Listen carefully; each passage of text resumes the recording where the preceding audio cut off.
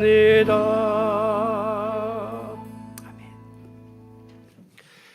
미국의 여론조사 기관인 갤럽에 의하면 지난 50년 동안에 행복에 영향력을 끼치는 테마에 대해서 연구를 했는데요.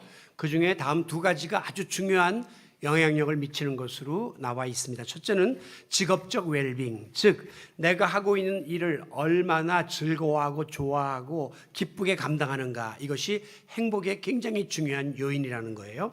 두 번째는 사회적 웰빙, 내 주위에 살아가는 사람들이 얼마나 있으며 그들과 함께 얼마나 좋은 관계를 유지하고 있는가 하는 이것이 굉장히 행복을 좌우하는 중요한 요인이 된다고 합니다.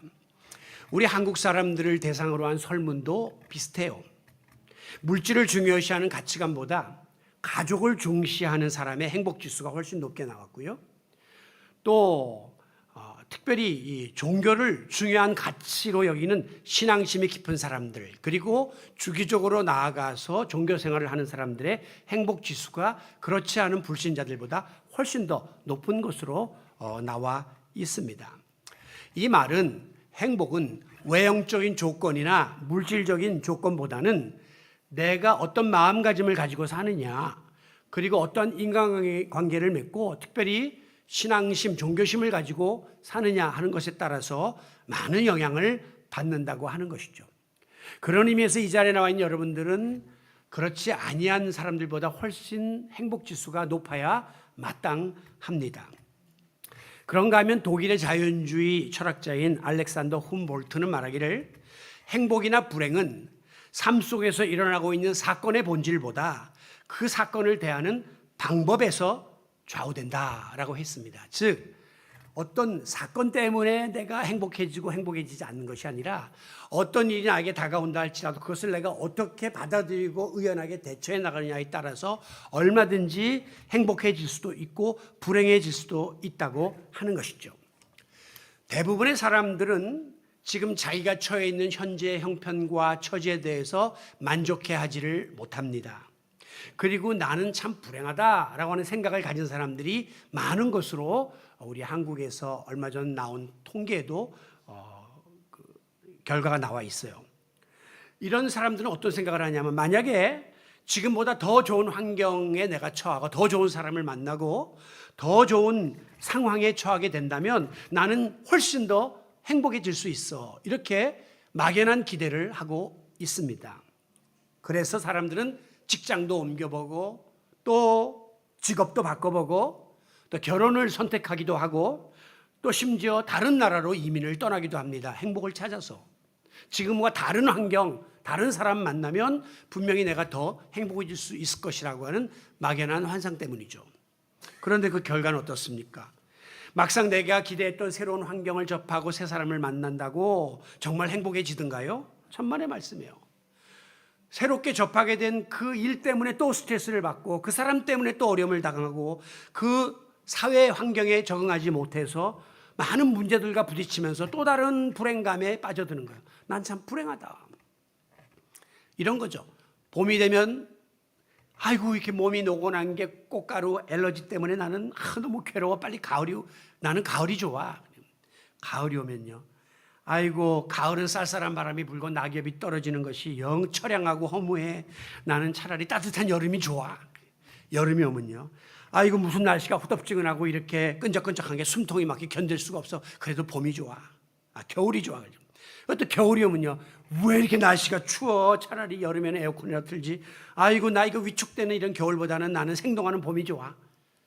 어떤 환경이 바뀌어도 거기에 적응하고 어떤 마음으로 받아들이는가가 행복한 거지, 저 환경이 달라지기를 기대하는 사람은 계속해서 다람쥐 쳇바퀴 돌듯한 불행한 삶을 살 수밖에 없다는 것입니다.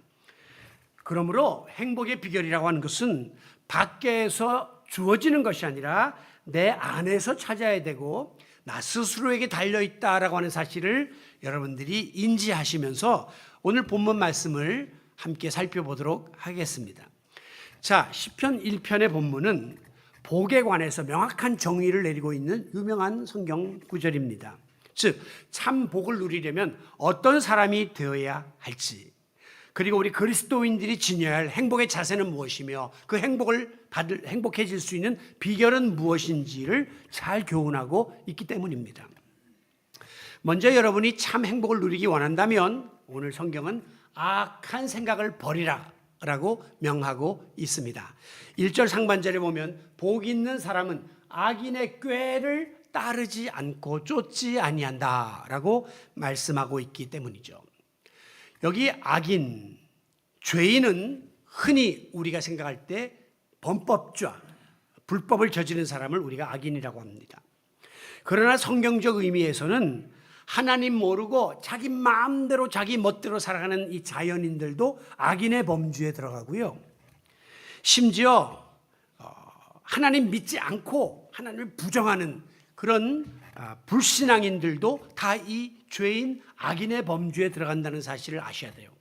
그래서 우리가 전도하다 보면 당신은 죄인이다 그러면 깜짝 놀라서 펄펄 뛰죠. 내가 무슨 죄를 졌어? 나는 교통법규나 안 어긴 사람이에요. 이러고 덤벼들지만 그러나 하나님 모르는 것 자체가 죄고 하나님을 부인하는 것이 죄가 된다는 사실을 알아야 하는 것입니다. 그들은 악의 원흉이라고 할 수 있는 사탄의 지배를 받고 사탄의 조정을 받기 때문에 결국은 하나님의 뜻을 거스르게 되고 불순종할 수밖에 없는 거예요.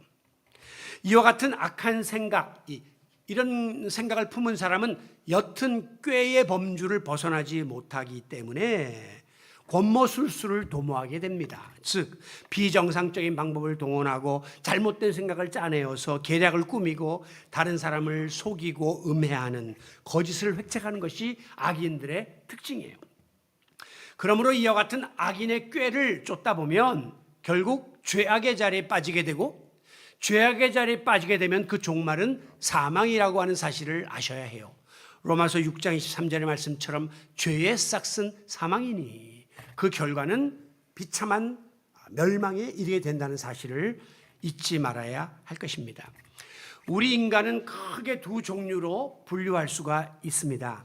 이 세상을 살면서 하나님의 뜻을 따라서 어떻게 해서라도 바르고 의롭고 유익하게 살려고 애쓰는 자, 그들을 우리는 의인이라고 부릅니다. 반대로 거짓되고 나쁜 꾀를 짜내어 가지고 어떻게 해서라도 다른 사람을 밟고 일어서서라도 나의 이익을 추구하려고 애쓰는 자, 그들을 우리는 악인이라고 부릅니다.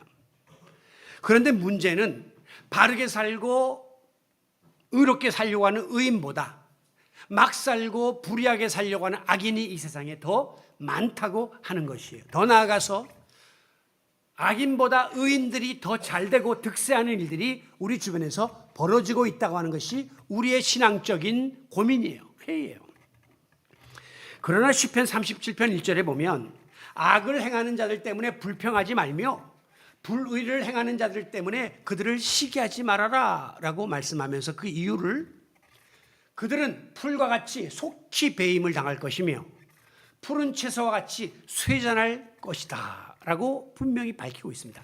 악을 행하는 사람들이 잘 되는 것은요, 그냥 예쁜 꽃처럼 잠시 예쁘지 이거 금방 시들어지고 푸른 채소처럼 당장 보기 좋지만 금방 시들어버릴 것이기 때문에 절대 악인이 잘 된다고 부러워하고 시샘내거나 원망하거나 하지 말라고 말씀하고 있습니다. 시편 10편에도 보면 악인은 자기가 베푼 꾀에 빠져 스스로 멸망당할 것이다 라고 했어요. 오늘 본문서에 악인의 꾀를 따르지 말라 그랬는데 악인들은 자기 꾀에 빠져가지고 소위 자업자득이라고 자기 스스로가 구덩이를 파서 거기에 묻힐 수밖에 없다고 하는 종말을 말씀하고 있습니다. 우리가 과거에 삼풍백화점 붕괴 사건이나 혹은 또 성수대교 붕괴 사건 때 본 것처럼 정해진 공법을 어기고 또 자재를 빼돌리고 사사로운 이익을 추구하려고 했던 자들, 소위 악인들의 종말은 어떻게 끝났습니까?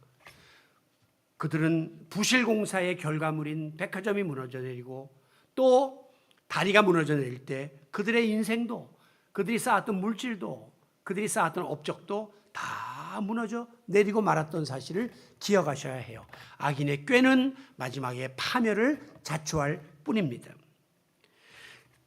잠언 15장 26절에 보면 악인의 꾀는 여호와께서 미워하신다 그렇게 말씀했어요.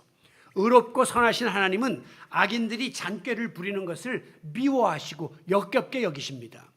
그러니 복의 근원이신 하나님 눈에 벗어나니 그들이 잘 될 수가 없고 그들이 행복자가 될 수 없는 겁니다.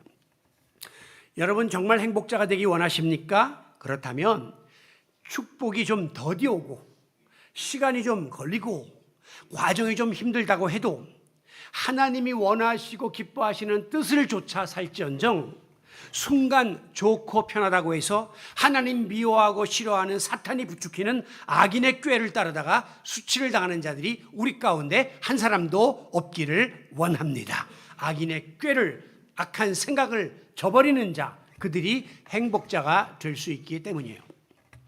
두 번째로 우리가 참 행복을 누리려면 오늘 본문은 악한 행위를 멀리하라 라고 말씀합니다. 1절 하반절, 죄인들의 길에 서지 아니하며 오만한 자들의 자리에 앉지 아니하고. 왜 이것을 악한 행위라고 하냐면 선다, 스탠드, 앉는다, sit, 이거는 행동을 뜻하는, 액션을 뜻하는 거란 말이에요. 특히 앞에서 악인의 꾀라고 했는데 여기서는 죄인의 길, 오만한 자의 자리, 이거를 다 함께 묶어서 이게 한 카테고리 속에 들어가는 죄인들의 생각과 행위임을 지칭하고 있습니다. 특별히 오만한 자라고 하는 말씀이 나오는데 이 오만이라고 하는 것은 그릇된 자아가 나 자신을 통제하는 상태를 오만이라고 이야기합니다. 그런데 오만은요, 자기 혼자 오만한 것이 아니라 다른 사람과 비교해서 오만해지는 특징을 갖고 있습니다. 그러니까 오만한 사람은 항상 다른 사람을 무시하고 경멸하고 비난하고 깔보는 그런 눈과 말과 행동을 가지고 있어요. 이 오만이라고 하는 것은 우리가 잘 아는 교만과 또 자만과 거만과 다 이웃사촌 간의 관계에 있다고 보시면 됩니다. 성경에 보면 교만은 하나님이 가장 미워하신다. 하나님이 가장 싫어하는 게 교만이에요. 그래서 잠언 16장 18절에 보니까 교만은 패망의 선봉이요 거만한 마음은 넘어짐의 앞잡이니라. 망하고 싶고 실족하고 싶으면 교만해라, 이렇게 말씀할 만큼 교만 때문에 오는 폐해가 많다는 것을 지적하고 있습니다. 이와 같은 오만, 교만, 거만이 무서운 이유는 그 오만이 자기 자신에게 국한된 게 아니라 상대가 있음으로 비교해서 내가 교만을 떤다고 했는데 이게 자기만 그 교만이 국한되는 게 아니고 상대에게 넘어가고 그 다음에는 마지막에 하나님에게까지 넘어가서 하나님에 대해서 도전을 하는, 하나님을 조롱하고 부인하는 그런 죄를 저지르기 때문에 교만이, 오만이 무서운 겁니다. 특히 믿지 않는 사람한테 전도하다 보면 예수 믿으세요? 그러면 그 뭐라고 말하냐면 예수를 믿을 바에는, 하나님을 믿을 바에는 내 주먹을 믿어라, 그렇게 이야기하는 사람이 있고, 나는 그런 신이 필요 없어, 이렇게 하나님을 경멸하는 언어를 행사하는 사람인데 참 무지하고 두려운 행동입니다. 하나님이 우리 자기 주먹 믿으라는데 여기 심줄 하나만 건드리면 그냥 반신불수되는 거예요. 주먹은 믿을 만한 것이 아니에요. 그런데 하나님을 자기 주먹에다가 비하하는 이런 행위는 생각도 해서는 안 되고 말도 해서는 안 되는 거죠. 그러니까 결국 이 오만 교만이 위험한 것은 다른 사람 무시할 뿐 아니라 하나님한테까지 도전장을 내는 무서운 죄가 되기 때문이에요. 그러나 진정 복된 자는 늘 겸허한 마음을 가지고 자신을 낮추고, 그러다 보면 자기 마음이, 자기 모습이 드러나고 비춰지게 되고, 그러다 보니 다른 사람도 함부로 하지 않고, 그러다 보니 하나님에게도 무릎을 꿇게 되는 거예요. 그래서 무식하면 용감하다고 무식한 자 교만 떨어요. 그러나 겸손한 자일수록 낮아지고 그리고 하나님 앞에 더 머리를 숙이게 되는 법입니다. 그래서 행복해지는 거예요. 교만하니까 자기 주제에 파악되고, 자기 주제에 파악되니까 다른 사람 무시 안 하고, 그리고 함부로 하나님에 대해서 도전하지 않으니까 그 사람은 행복자가 될 수 있는 겁니다. 오늘 본문에 보면 1절 하반절에 죄인들의 길에 서지 않고 오만한 자의 자리에 앉지도 않는다 그랬어요. 이것은 악인들을 부류에 속하는 사람하고는 아예 상종조차 하지 말아야 돼. 거기에 서지도 말고 가서 앉지도 말라. 그렇게 말씀하는 근본적인 차단을 말씀하고 있어요. 한자 용어 중에 우유부단이라는 유유상종이라는 말이 있습니다. 유유상종. 그건 뭐냐면 같은 육끼리 비슷한 사람끼리 함께 어울리고 함께 지낸다는 거예요. 실제로 여러분들이 친구를 사귈 때도 여러분하고 생각과 취미도 비슷하고 여러 가지 성향이 통하는 사람하고 사귀지 그렇지 않은 사람하고는 멀리하게 되는 것이 실제 우리의 삶이에요. 우리 목사님들도 마찬가지입니다. 예를 들면 교회 사이즈들이 틀리잖아요. 그러면 내가 만약에 10,000명 모이는 친구 목사님도 있지만 그들하고는 잘 안 모입니다. 안 만납니다. 만나봐야 대화가 안 되는 거예요. 좀 작은 규모 차라리 개척교회 이런 사람들하고는 많이 만납니다. 나눌 것이 있고 유유상종이라 통하는 게 있는데 큰 교회 목사님은 작은 교회 목사님들이 말하는 대화의 내용을 알아듣지를 못해요. 작은 교회 목사님들은 지금 교회 재정이 어렵고 수가 모자라고 여러 가지 일꾼이 없고 근데 큰 교회는 넘치는데 재정도 거기 일꾼도 넘치는데 서로 하려고 하는데 그러니까 대화에 공통분모가 없으니까 그런 분들은 그런 분들끼리 그룹이 있고 그렇지 않은 분들은 그렇지 않은 분들끼리 그룹이 있는 거예요. 교회 안에서도 마찬가지예요. 교회 안에서도 교인들끼리 어떤 때는 왜 저렇게 몇 사람만 자꾸 다니느냐 끝나고 왜 저 사람들만 차 마시러 가느냐 막 이러고 비난하는 경우가 있는데 크게는 하나가 돼야 되지만 깊이 들어가면 마음이 통하는데 어떻게 대화가 통하는데 어떻게 저 사람하고는 아무리 대화해도 벽 두드린 것 같은데 어떻게 그분하고 많은 시간을 보내게 그러니까 이거는 뭐라고 할 수 없는 유유상종의 법칙이 우리에게는 통할 수밖에 없는 거죠. 특별히 이 말씀은 이 범죄 예방적 차원의 의미를 강조하고 있습니다. 우리가 경험했던 코로나 예방의 가장 기본은 뭡니까? 불특정 다수의 사람들이 많이 모이는 곳에 가지 마라. 그 다음에 감염된 사람과 접촉하지 마라 하는 거예요. 왜? 감염이 가능한 장소에 가면 감염될 확률이 높아지는 거예요. 감염된 사람하고 만나면 대화하면 감염될 확률이 급격히 높아지기 때문에 거기 가지도 말고 만나지도 말라 이렇게 예방책을 제시했던 거예요. 여러분 우리 인간은 연약한 존재이기 때문에 죄의 길에 자꾸 가서 줄을 서다 보면 나도 모르게 거기에 휩쓸리게 되어 있습니다. 오만한 자의 자리에 자꾸 주변에 머뭇거리다 보면 나도 모르게 함께 거기에 휩쓸리게 되어 있습니다. 그래서 까마귀 노는 곳에 백로야 가지 마라 하는 시조가 있어요. 이거는 정몽주 고려 충신 정몽주의 어머니가 그 간신들하고 놀지 말라 그래가지고 이 시를 줬다고 전해지는데요. 이건 합성이지만 새카만 까마귀들이 많은데 백로가 가면 난 왜 이렇지 정체성 잃어버리고 아유 나도 잘못된 거 아니야 쟤들하고 어울려야지 하다가 나중에 다 까맣게 물들어 버리기 때문이에요. 그러므로 죄를 유발할 수 있는 기회는 엿보지도 말고 교만에 빠질 가능성 있는 자리는 아예 가지도 말고 그런 부류의 사람들하고는 아예 사귀지도 말고 이것이 최선의 예방책이다 라고 말씀하는 겁니다. 여러분 우리가 바닷가에서 파도 놀이를 하는데요. 파도가 확 치면 막 도망옵니다. 그러다 또 파도가 절로 빠져나가면 또 막 뛰어가요. 그러다가 또 파도가 오면 또 막 뒤로 빠집니다. 또 파도가 다시 밀려가면 또 막 파도를 따라갑니다. 이 일을 우리가 반복하는데요. 이 자연이라는 것은 항상 규칙적이지 않기 때문에 때로는 간헐적인 돌발성 파도가 확 덮치면서 아까는 안 그랬는데 그래서 갔는데 거기에 휩쓸려서 희생되는 사람이 생기는 거죠. 지금까지 아무 일 없었는데 설마 무슨 일이 있을까? 그래서 우리말에 설마 그 한 번이 사람을 잡는다는 말이 나오는 거예요. 여러분 중독이라고 하는 것이 왜 위험한 것이냐? 처음부터 나 중독돼야지 그렇게 작심한 사람은 한 사람도 없습니다. 그냥 재미 삼아서 좀 호기심에 손을 댔는데 이게 점점 강도가 세지다가 나중에 무감각해져서 나도 헤어날 수 없는 중독에 빠지게 되는 거예요. 그래서 마약이 중독되거나 도박에 중독되거나 혹은 또 이런 알코올에 중독된 사람들은 절교합니다. 절대 거기 가지도 말고 얼씬거리도 말고 그런 친구들 만나지도 마라고 이야기하는 거예요. 이 도박이 무서운 것이 제가 그 미국에 있을 때 거기 라스베가스라는 유명한 그 카지노가 있잖아요. 근데 거기에 사람들이 가끔씩 이제 휴가가 되면 놀러 가는데 저희 교회 집사님 남편이 거기에 빠졌습니다. 헤어나지를 못해요. 부인이 울면서 그 매달려도 뿌리치고 또 갑니다. 나중에 어떻게 되나 봤더니요, 그 딸 차를 몰고 가요. 라스베가스까지 가가지고 차를 맡겨요. 전당포 같은 데. 그리고 또 도박을 하는 거예요. 잃어버리죠. 또 차 잃어버리고.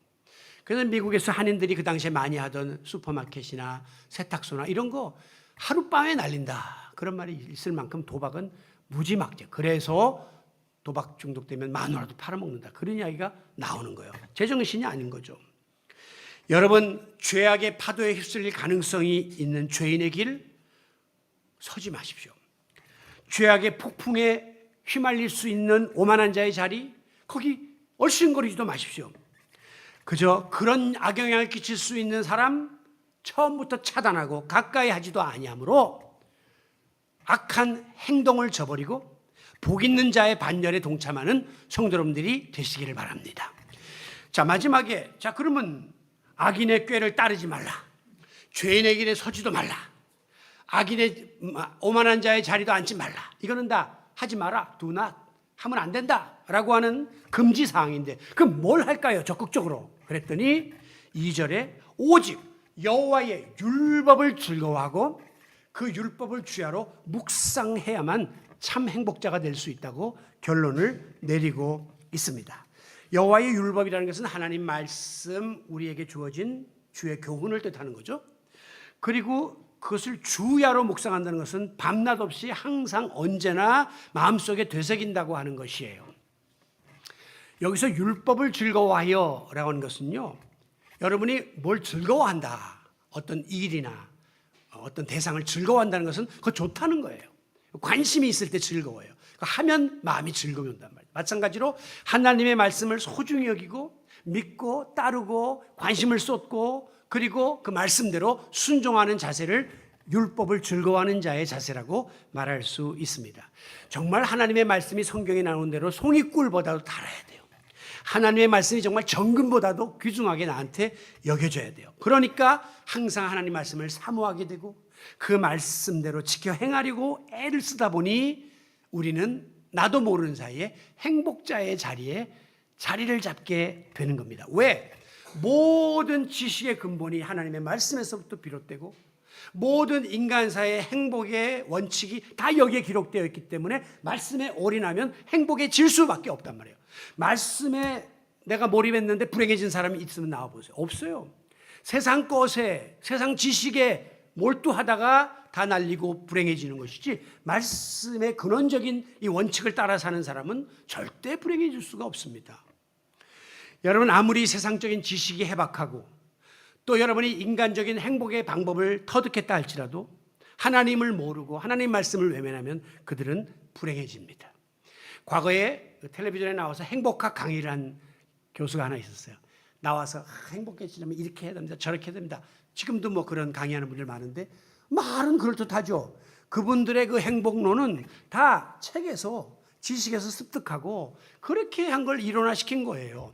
그런데 불행하게도 어느 날 그 강사가 자살했다는 소식을 저는 접했습니다. 남들 앞에 나와서 행복을 강의하던 그분이 왜 자살합니까? 그는 지식으로 말로만 행복을 이야기한 것이지 자기 마음속의 행복을 소유하지 못했던 거예요. 여러분, 진정한 행복은 지식에 있는 것이 아니고 경험에 있는 것이 아니라 하나님 말씀에서부터 나온다는 사실을 알아야 돼요. 여기에는 행복이 무엇인지, 행복의 정의, 행복의 내용, 행복의 가치, 행복의 방법, 이게 다 성경 말씀 속에 담겨있기 때문에 하나님 말씀을 떠나서 여러분이 행복을 추구한다면 그것은 뜬구름 잡는 것과 같은 허황된 행복을 추구하는 것이기 때문에 진정한 행복자가 될 수 없다고 감히 말씀드리는 것입니다.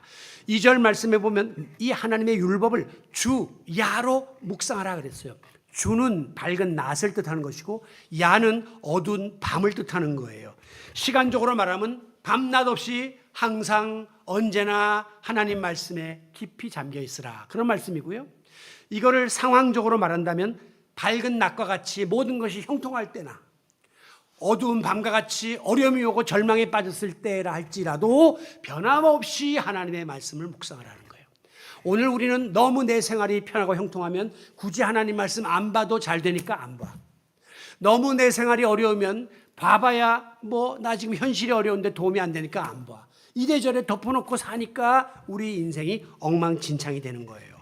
하나님 말씀을 주야로 밤낮 없이 항상 내 상황이 어떠하든 말씀 속에서 답을 찾고 말씀을 순종하고 실천하기를 힘쓰는 성도 여러분들이 되시기를 바랍니다.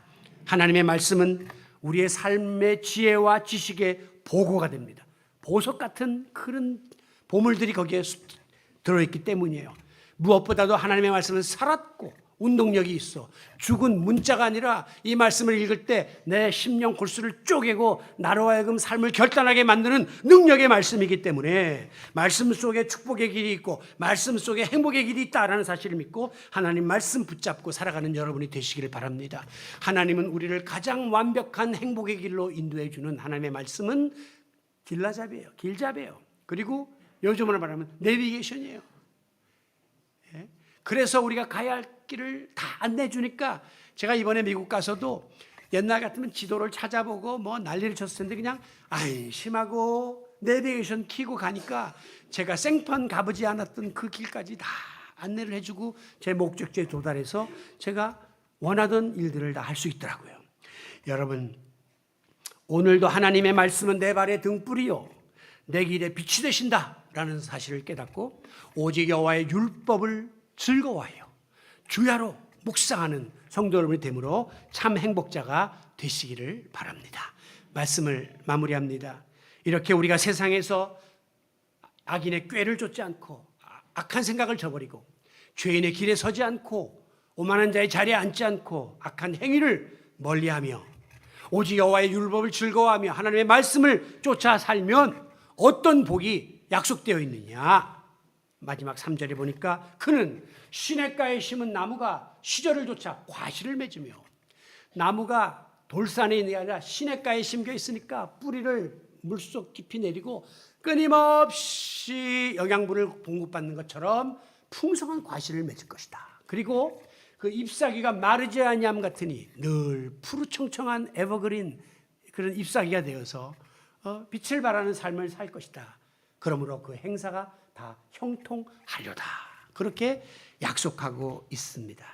형통하리로다 하는 말씀을 표준 세번역을 찾아보니까 하는 일마다 다 잘 될 것이다. 여러분이 이 말씀을 들으면서 근데 왜 나는 안 돼?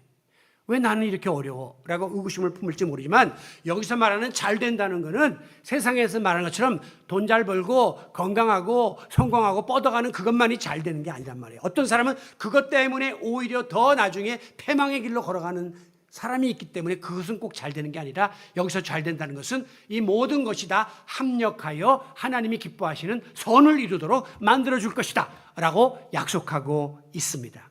아무쪼록 우리 모두 이 땅에 사는 날 동안에 하나님이 공급하시는 이 만사 형통 모든 것이 잘 되는 복을 받아 누리며 살아가는 진정한 행복자들이 다 되시기를 복의 근원이신 예수 그리스도의 이름으로 축원합니다.